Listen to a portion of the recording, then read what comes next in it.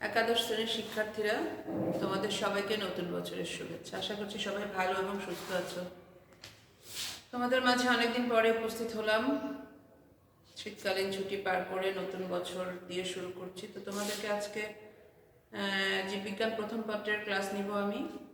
আমি শারমিন জাফর, সহকারী অধ্যাপক উদ্ভিদবিদ্যা, কুষ্টিয়া সরকারি সেন্ট্রাল কলেজ। তো তোমাদেরকে আজকে প্রথম অধ্যায় থেকে কিছু পড়াই। প্রথম অধ্যায় শুরু করেছিলাম কোষ কি, কোষের গঠন, কোষের বৈশিষ্ট্য, প্রকারভেদ, এগুলো নিয়ে একটু আলোচনা করেছিলাম। তো আজকে তোমাদেরকে যে বিষয়গুলো পড়াবো প্রথম অধ্যায়ে, কোষ মতবাদ, আধুনিক কোষ মতবাদ, কোষের আয়তন, কোষের আকার এবং সংখ্যা, কোষীয় অঙ্গাণু সম্পর্কে তোমাদেরকে জানাবো এবং সর্বশেষ কোষের গঠন নিয়ে একটু আলোচনা করব। তো প্রথমে কোষ মতবাদ বা সেল থিওরি যে কথাটি আছে সেটা নিয়ে তোমাদেরকে বলতে চাই। আমরা সবাই জানো যে জীবদেহের গঠন এবং গঠনগত এবং কার্যগত এককেই আমরা কোষ বলছি। তা এই যে সকল জীব যে কোষ দ্বারা গঠিত, এই প্রমাণটা বা এই প্রমাণ তত্ত্ব বা প্রতীয়মান করেছে যে বিজ্ঞানী এম.জে. স্লেইডেন এবং বিজ্ঞানী সোয়ান, প্রাণীবিজ্ঞানী টি. সোয়ান, ওনারাই আর কি কোষ তত্ত্বটা প্রবর্তন করেন। ওনাদের মতে কোষ তত্ত্বটাকে একটা জীবদেহের গঠন, কোষের অবস্থান, একক সত্তা, এই বিষয়গুলোকে ওনারা কোষ মতবাদ হিসেবে আখ্যা দিয়েছেন। সেই মতবাদ অনুযায়ী ওনারা বলেছে যে কোষ হলো জীবের গঠনগত ও কার্যগত একক, কোষ হলো জীবনের মৌলিক একক, আর বংশগতির এককও হলো কোষ। সকল কোষের উদ্ভব হয়েছে তার পূর্ববর্তী কোষ থেকে। এইটা হলো কোষ মতবাদের মূল ভিত্তি এবং এটাকেই বলা হয় কোষ মতবাদ বা সেল থিওরি। তাহলে সেল থিওরি থেকে আমরা এটুকুই জানতে পারছি যে সকল কোষের গঠনগত এবং জীবের কোষের গঠনগত এবং কার্যগত একককে আমরা কোষ বলছি। সকল জীবের গঠনগত এবং কার্যগত একককে আমরা কোষ বলছি এবং প্রতিটা কোষই তার পূর্ববর্তী কোষ থেকে সৃষ্টি হয়েছে এবং প্রতিটা কোষই বংশগতীয় ক্ষমতা ধারণ করে এবং প্রতিটা কোষ থেকে আরেকটি নতুন কোষের সৃষ্টি হতে পারে। এটাই হলো কোষ মতবাদের মূল ভিত্তি। কিন্তু পরবর্তীতে দেখা গেল কি যে এই কোষ সম্পর্কে বিজ্ঞানীদের এই যে সরল, এই মৌলিক, এই যে জীবতাত্ত্বিক বিবৃতি, এই বিবৃতিটাকে বলা হচ্ছে কোষ মতবাদ। কিন্তু পরবর্তীকালে এই মতবাদটার কিছু পরিবর্তন এবং পরিবর্ধন করে আধুনিক একটি কোষ মতবাদ দেয়া হয় এবং সেই মতবাদ অনুযায়ী কোষের কিছু তথ্য তোমাদের মাঝে তুলে ধরছি বা বৈশিষ্ট্য তুলে ধরছি। কোষ হলো একটা জীবের গঠনগত ও কার্যগত মৌলিক একক, অর্থাৎ জীবনের সব থেকে ক্ষুদ্রতম একক হলো কোষ। তারপরে জীবদেহের সব কোষের সম্মিলিত কাজের মধ্যে দিয়েই একটা জীবের গুণাবলীর বহিঃপ্রকাশ ঘটে। একটা জীবকোষের সকল ধরনের কোষের কার্যাবলীর মধ্যে দিয়ে একটা জীবের বহিঃপ্রকাশ ঘটে। তার মানে কি, একটা জীব যখন বহুকোষী জীব, সেই বহুকোষী জীবটা যখন মাইটোসিস প্রক্রিয়ায় অসংখ্য কোষ সৃষ্টি করছে, তখন প্রতিটা কোষের ভেতরেই তার বিভিন্ন রকম বিপাক্রিয়া সম্পন্ন হচ্ছে। কোনোটাই শ্বসন হচ্ছে, কোনোটাই রেচন হচ্ছে, কোনোটাই প্রজনন হচ্ছে। এক একটা কোষ এক এক রকমের কাজ করছে, করে তার বাহ্যিক এবং চারিত্রিক গুণাবলীর বহিঃপ্রকাশ ঘটাচ্ছে। এটাই বলা হচ্ছে এখানে। তারপরে পূর্বতন কোষ বিভাজিত হয়ে বা পূর্ববর্তী কোষটা বিভাজিত হয়ে নতুন কোষের সৃষ্টি হচ্ছে। আর সকল জীবই এক বা একাধিক কোষ বা কোষ উদ্ভূত কার্যাবলীর সমন্বয়ে গঠিত। তারপরে আরো বলা হচ্ছে যে কোষ জীবের বংশগতীয় বস্তু বা ডিএনএ, যেটাকে আমরা বলছি ডিঅক্সিরাইবোনিউক্লিক অ্যাসিড, সেই ডিএনএটাকে বহন করে বা ধারণ করে, যেটা কিনা কোষ বিভাজনের সময় একটা কোষ থেকে আরেকটা কোষে স্থানান্তরিত হয়ে যায় বা সঞ্চালিত হয়। আবার একই প্রজাতির সকল সদস্যের কোষের রাসায়নিক প্রকৃতিও মৌলিকভাবে সাদৃশ্যপূর্ণ। দেখা গেল একটা ভ্যারাইটির যে জীবগুলো আছে, সেই জীবের সকল কোষের ভেতরে রাসায়নিক গুণাবলীগুলো একই রকম হবে। বহুকোষী জীবদেহের সকল জীবের জৈবনিক ক্রিয়াকলাপ সাধারণত দেহস্থ কোষের আন্তঃক্রিয়াকলাপের সমষ্টি। একটা জীব যখন এক কোষী হবে তখন কিন্তু একটা কোষের মধ্যেই তার সব ধরনের কার্যাবলী সে সম্পন্ন করবে। কিন্তু একটা জীব যখন বহুকোষী হবে তখন প্রতিটা কোষের আলাদা আলাদাভাবে কিছু ইউনিট ভাগ করা থাকে বা শ্রম বিভাগ করা থাকে। সেই কোষগুলোর কার্যাবলীর সম্মিলিত রূপটাই হচ্ছে একটা জীবদেহ বা তার বহিঃপ্রকাশ। এটাই বলা হচ্ছে সব কিছু মিলে আর অনুকূল পরিবেশে প্রতিটা কোষ স্বাধীনভাবে টিকে থাকার ক্ষমতা রাখে। এটাকে আসলে বলা হচ্ছে যে আধুনিক কোষ মতবাদ বা কোষ তত্ত্ব। এটা গেল আধুনিক কোষ তত্ত্ব। তোমাদের সাথে এবারে কোষের আয়তন নিয়ে কথা বলতে চাই আমি। একটা কোষের আয়তন পরিমাপ করবে কিভাবে? আসলে জীবকোষের সুনির্দিষ্ট কোনো আকৃতি বা আয়তন থাকে না, প্রতিটা কোষই আণুবীক্ষণিক, খুবই আণুবীক্ষণিক। কিন্তু তারপরেও সাধারণত কোষের আয়তন নির্ধারণ করা হয় এই কারণে যে আমাদের জ্ঞানের পরিধিটাকে বিস্তৃত করার জন্য। তো কোষের আয়তন সাধারণত বছর 5 মাইক্রোমিটার থেকে 15 মাইক্রোমিটার পর্যন্ত হয়ে থাকে।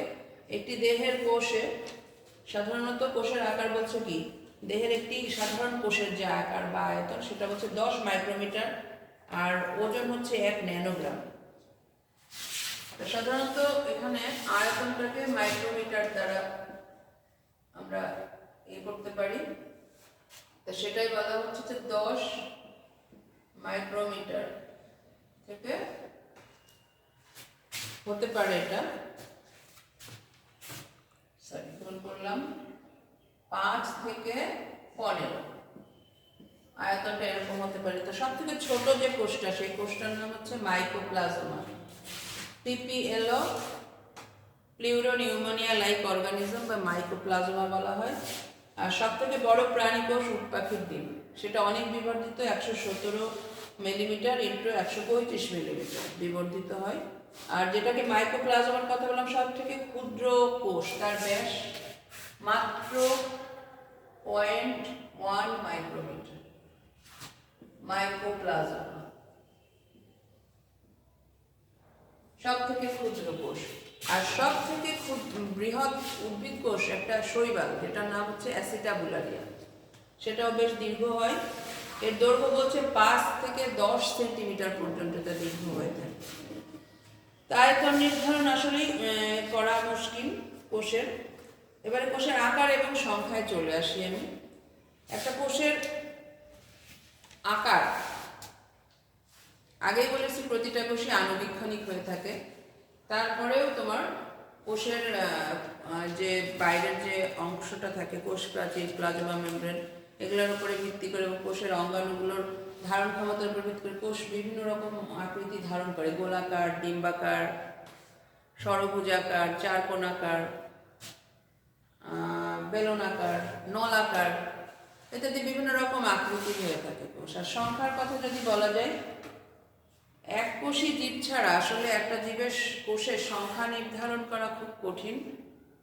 সেটা অসীম মাত্রাই থাকতে পারে, কখনোই সেটা নির্ধারণ করা যায় না সঠিকভাবে। যে ম্যাক্সিমাম এক কোষী জীব যেগুলো, সেগুলো একটি গ্রুপ দ্বারা গঠিত। আমাদের বহু কোষী জীব যেগুলো থাকে তাদের সংখ্যা আসলে কয়েক শত থেকে কয়েক হাজার পর্যন্ত হয়ে থাকে। তো উচ্চ শ্রেণীর যে সকল বহুকোষী জীবের কোষ আছে সেগুলো পর্যবেক্ষণ করে বিজ্ঞানীরা দেখেছেন যে মানবদেহের কথা বলেছেন, মানবদেহের কোষের সংখ্যা প্রায় 100 ট্রিলিয়ন। 100 ট্রিলিয়ন মানে 10 টু দি পাওয়ার 14 বলছে মানবদেহের যে কোষের সংখ্যা, 10 টু দি পাওয়ার 14 এরকম সংখ্যায় থাকতে পারে। তাহলে কত কোষ দ্বারা একটা মানুষের দেহ গঠিত চিন্তা করে দেখো তোমরা। এই গেল আমাদের কোষের সংখ্যা এবং কোষের আকার সম্পর্কে ধারণা। কোষ পরিমাপের কিছু একক আছে, যে আয়তন যেটা আমি বললাম মাইক্রোমিটার। তো কোষ পরিমাপের এককের কিছু সূক্ষ্ম একক আছে, সেই এককগুলো নিয়ে তোমাদেরকে একটু বলবো আমি। যে আগে সাধারণত পরিমাপের একক হিসেবে ব্যবহার করা হতো মাইক্রন এবং মিলি মাইক্রন, হ্যাঁ, এবং লেখা হতো ঠিক সেটা যে মাইক্রন আর মিলি মাইক্রন এভাবে লেখা হতো কথাগুলো। পরবর্তীতে এই মাইক্রনটাকে বলা হচ্ছে তোমার মাইক্রোমিটার, আর মিলি মাইক্রনটাকে বলা হচ্ছে ন্যানোমিটার। ঠিক আছে, তাহলে এই জন্য মাইক্রনটাকে যে মাইক্রোমিটার বলা হচ্ছে, আর মিলি মাইক্রনটাকে ন্যানোমিটার দ্বারা প্রকাশ করা হচ্ছে। এখন 1 মাইক্রোমিটার সমান 1 মিউ সমান বলছে কি 0.001 মাইক্রোমিটার। তাহলে এই একটা মাইক্রোমিটার সমান 0.001 মিলিমিটার। তাহলে কতটা ক্ষুদ্র একটা কোষের আকার হতে পারে। আর ন্যানোমিটার বা আর্মস্ট্রং যেটাকে আমরা বলছি, আর্মস্ট্রং দিয়েও সাধারণত কোষের আয়তন নির্ধারণ করা হয়ে থাকে। 1 আর্মস্ট্রং সমান 0.1 ন্যানোমিটার বা 0.1 মাইক্রোমিটার। তাহলে 1 আর্মস্ট্রং সমান হচ্ছে 0.1 মাইক্রোমিটার। তাহলে এটি আরও ক্ষুদ্র। এভাবে আমরা কোষের পরিমাপ করতে পারবো। আমরা এবারে চলে যাচ্ছি কোষীয় অঙ্গাণুতে। একটা কোষে কি কি অঙ্গাণু থাকে বা কি কি অর্গানেলিস, ইংরেজিতে যেটাকে বলছে সেল অর্গানেলিস বা কোষীয় অঙ্গাণু। অঙ্গাণুগুলো আসলে কি হতে পারে বা অঙ্গাণু কাকে বলে? একটা কোষের সাইটোপ্লাজমের ভেতরে অবস্থিত, সাইটোপ্লাজম একটি তরল পদার্থ যেটি কোষের ভেতরে অবস্থান করে, অবস্থিত যাবতীয় যে সকল জৈবনিক কার্যাবলী সম্পন্নকারী যে অঙ্গাণুগুলো থাকে, সজীব অঙ্গাণুগুলো, সেগুলোকেই বলা হচ্ছে কোষীয় অঙ্গাণু। তাহলে কোষ অভ্যন্তরে অবস্থিত সাইটোপ্লাজমের মধ্যে যে কোষ অঙ্গাণুগুলো তোমার একটা কোষের বিভিন্ন রকম জৈবনিক ক্রিয়াকলাপে ভূমিকা পালন করছে, সেই অঙ্গাণুগুলো, সজীব অঙ্গাণুগুলোকে বা সজীব কোষগুলোকে বলা হচ্ছে কোষীয় অঙ্গাণু। তো এই অঙ্গাণু আসলে এক একটা কোষে এক এক রকম থাকে, সব কোষে কিন্তু সব অঙ্গাণু থাকে না। আমরা যেহেতু উদ্ভিদ বিদ্যা পড়ছি, তো উদ্ভিদ কোষের কথাটাই আমরা বলি বা ধারণা দিয়ে। তোমাদের বোর্ডে আমি একটি চিত্র আঁকিয়েছি, নিচে লিখেছি আদর্শ উদ্ভিদ কোষ। তা আমরা যদি একটি উদ্ভিদ কোষ পর্যবেক্ষণ করি, তা উদ্ভিদ কোষের আমরা বেশ কিছু কোষীয় অঙ্গাণু দেখতে পাবো। এবং আমি যে লাস্টের কথাটি লিখেছি কোষের গঠন, এই কোষের গঠন করতে গেলে কিন্তু আমাদের কোষীয় অঙ্গাণু সম্পর্কে আগে ধারণা নিতে হবে, যে সকল জীবদেহে কোষ দিয়ে গঠিত এবং এই কোষীয় অঙ্গাণুগুলা সমন্বয়ে একটা কোষ গঠিত হয়। তাই জন্য আজকে কোষীয় অঙ্গাণুগুলা নিয়ে আমরা ধারণা নিব। তো এখানে প্রথমেই দেখো আমি কোষ প্রাচীরের কথা বলছি। কোষীয় অঙ্গাণুর ভিতরে অবশ্যই উদ্ভিদ কোষের একটি অনন্য বৈশিষ্ট্য হলো কোষ প্রাচীর। প্রাণী কোষে কিন্তু কোষ প্রাচীর থাকে না। আর কোষ প্রাচীরের ঠিক নিচে দেখো আছে প্লাজমা মেমব্রেন বা প্লাজমা লেমা বা সেল মেমব্রেন যেটাকে বলা হয়। এবং এই সেল মেমব্রেন দ্বারা আবৃত অবস্থায় তরল যে অংশটা, সাইটোপ্লাজম লিখেছি এখানে, তরল অংশটা সাইটোপ্লাজম। এই সাইটোপ্লাজমের ভেতরেই বিভিন্ন রকম কোষীয় অঙ্গাণু অবস্থান করছে। আমি চিত্রটা সেভাবে আঁকিয়েছি। তাই আমি যেহেতু কোষ প্রাচীরের কথা প্রথমে বললাম, একটি উদ্ভিদ কোষের অনন্য বৈশিষ্ট্য। কোষ প্রাচীরটা আসলে কি? একটা 3 স্তর বিশিষ্ট একটি প্রাচীর। এখানে কি থাকে? পলিস্যাকারাইড জাতীয় পদার্থ থাকে। তোমরা যদি কার্বোহাইড্রেট সম্পর্কে ধারণা থেকে থাকে, সেখান থেকে জানবে যে পলিস্যাকারাইড, হোমোপলিস্যাকারাইড এই উপাদানগুলো দ্বারা, হেমিসেলুলোজ, সেলুলোজ এই উপাদানগুলো দ্বারা কোষ প্রাচীর গঠিত। এবং কোষ প্রাচীরের কাজটা হচ্ছে কি? একটা উদ্ভিদ কোষকে দৃঢ়তা প্রদান করা এবং বাইরের বিভিন্ন রকম প্রতিকূলতা থেকে রক্ষা করা। তারপরে আছে প্লাজমা মেমব্রেন। প্লাজমা মেমব্রেনটাও কোষ প্রাচীরের মধ্যে কাজ করে। সেটিও হচ্ছে প্রোটিন এবং লিপিড দ্বারা গঠিত একটি একক পর্দা। এবং এটা কি করবে? সাইটোপ্লাজম সহ কোষের সকল অঙ্গাণুকে সুরক্ষা প্রদান করছে এবং অভ্যন্তরস্থ সকল পদার্থের যাতায়াতটাকে নিয়ন্ত্রণ করছে। সেটা হতে পারে তোমার খনিজ উপাদান, সেটা হতে পারে রাসায়নিক উপাদান। এই যে বিভিন্ন উপাদানের এক কোষ থেকে আরেক কোষের যাতায়াতটা নিয়ন্ত্রণ করছে এই প্লাজমা মেমব্রেন। এবং তার সাথে কূপ কথাটি আমি কোথাও লিখিনি, যে বিভিন্ন এতে ক্ষুদ্র ক্ষুদ্র কূপ থাকে, উপরে লিখেছে যে কূপ। এই কূপটিও কিন্তু এই বিভিন্ন রকম পদার্থ আদান প্রদানে সহায়তা করে থাকে, কূপ বা পিট যেটাকে বলে। এবং তারপরে আসে সাইটোপ্লাজম।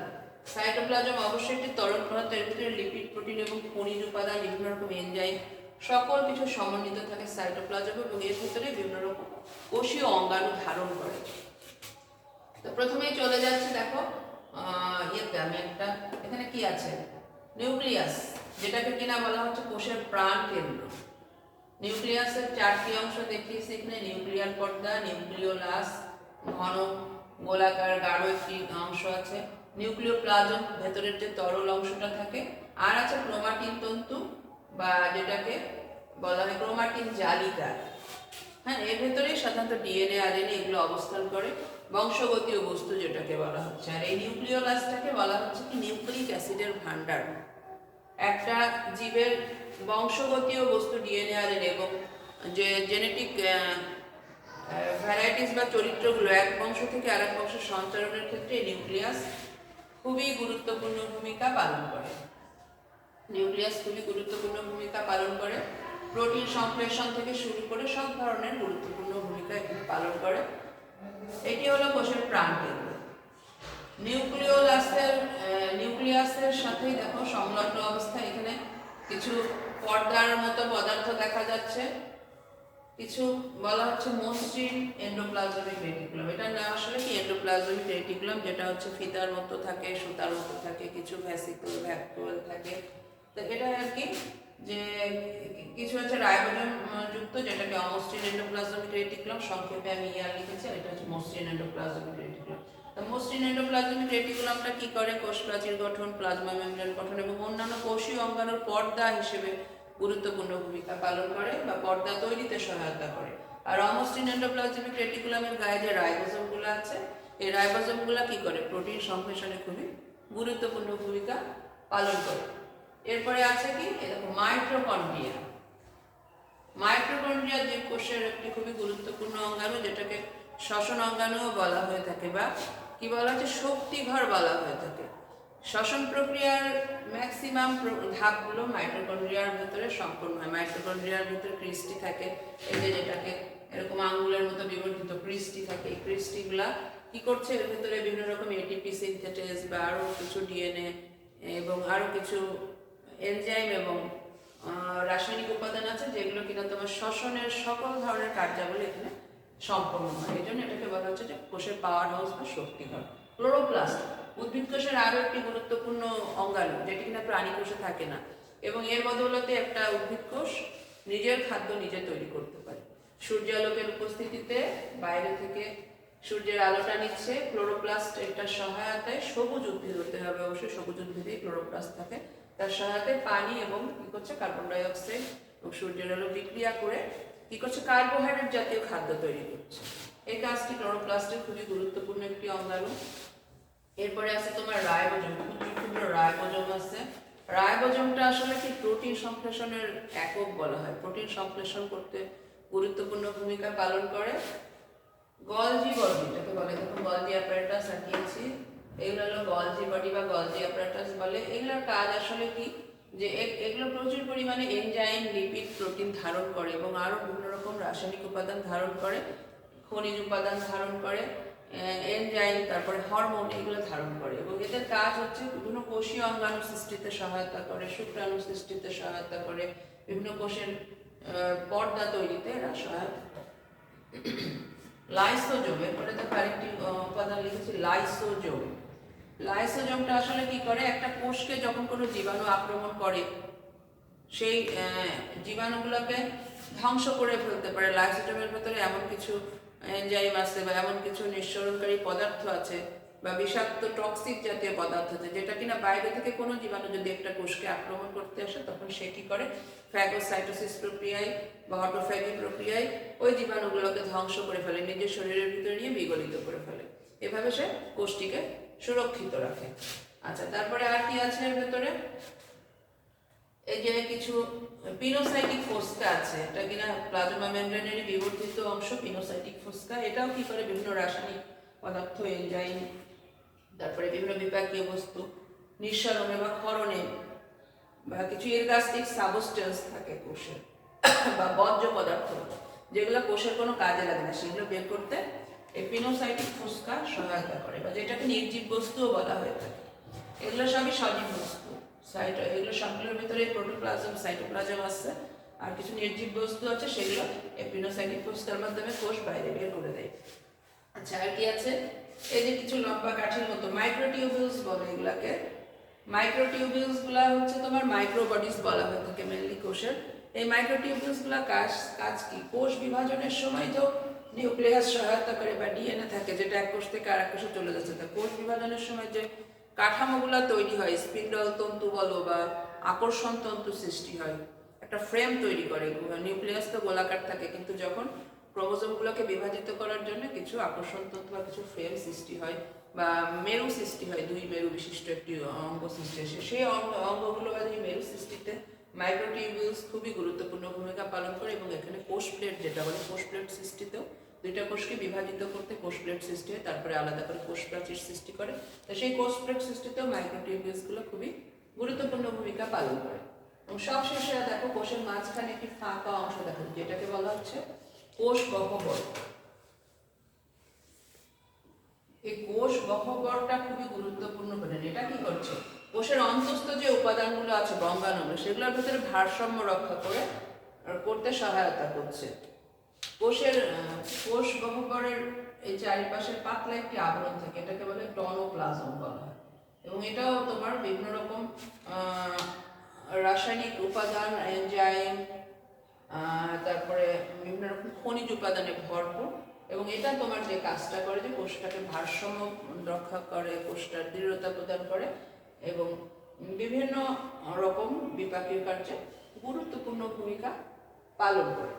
তাহলে দেখো যে একটা কোষের ভেতরে যে কোষীয় অঙ্গাণুগুলো থাকে, সেগুলো থেকে কত রকম বিপাকীয় কাজ এবং কত রকম গুরুত্বপূর্ণ কাজের মাধ্যমে একটা জীবনের বহিঃপ্রকাশ এখানে ঘটছে।